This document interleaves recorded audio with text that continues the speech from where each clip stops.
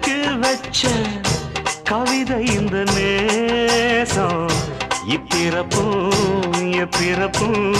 தொடரும் இந்த பாசம்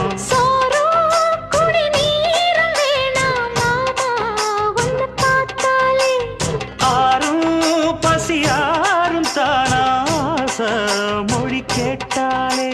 ஒன்ன பிரிஞ்சிருக்க தன்னந்தனிச்சிருக்க அம்மம்மாடி அப்பப்பாடிய மனசு ஒத்துக்காது செந்தூர பாண்டிக்கு ஒரு சோடி